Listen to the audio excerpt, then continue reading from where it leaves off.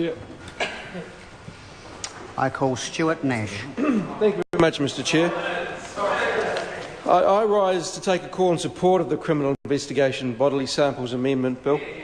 And we do support this for a number of reasons, but I suppose first and foremost, the main reason I support this is because the government, also Parliament, the people that elected us have a reasonable level of responsibility, expectation around the support that we will give to victims.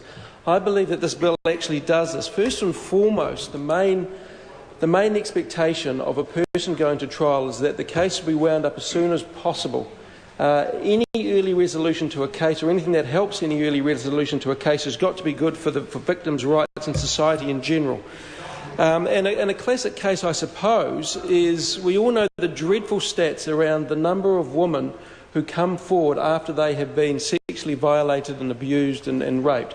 It is incredibly low. The trials are incredibly traumatic for a whole number of reasons, and often what happens, it appears as if the woman herself is on trial, when in fact the perpetrator of the crime goes off and gets off or sits there whilst the woman's history is just, is denigrated. And I think that what this bill will actually do is help a speedy resolution to a lot of those trials. But what I'm also hoping that it will ensure that a lot more women actually come forward when they have been victims of sexual crimes.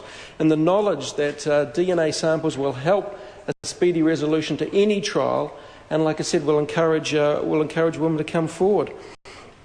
Clauses 31 to 46 of this bill, and Section Part 2 of this bill, as introduced, extend the authority to obtain a DNA sample from suspected persons.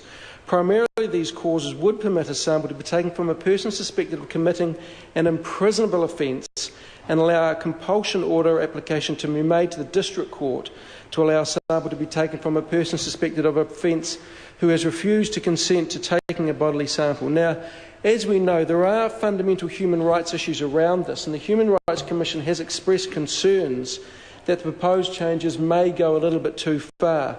The criminal bill allows police to take DNA from anyone charged with an imprisonable offence, whereas the current law has a much higher threshold, for example, for serious offences punishable by more than 7 years in prison.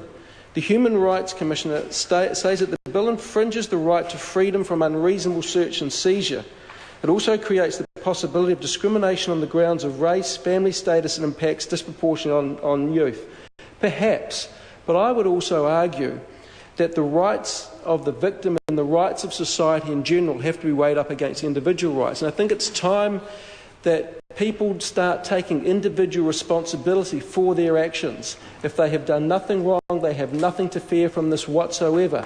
However, if they have committed a crime, or if they do have something to fear, then they have to take responsibility from that, and they will be caught.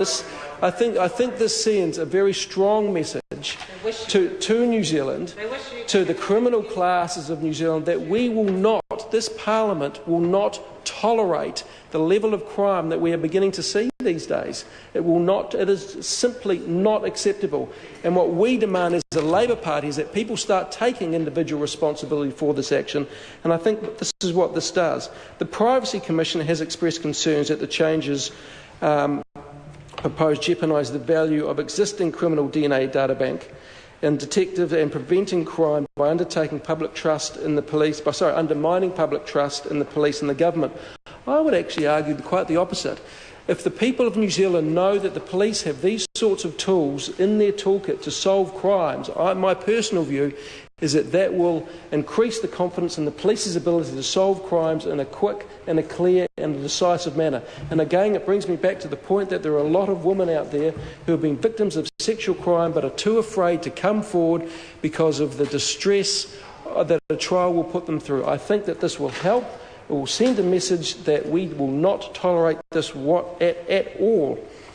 One thing I am slightly concerned about, and my colleague Ms Moana Maki alluded to this, is the Treasury has stated, and I've read the regulatory impact statement, and I do not see any costing anywhere at all. That's the costing for administering this bill, the consequence of this bill, the cost of storing the DNA, of collecting the DNA, anything around that. And it's my personal view that any bill, any regulatory statement should actually have a cost-benefit analysis in there. Now, what I'm not saying is that you can put a cost on the price of justice. However, I think that should be included in this bill, Mr Chair. Thank you very much.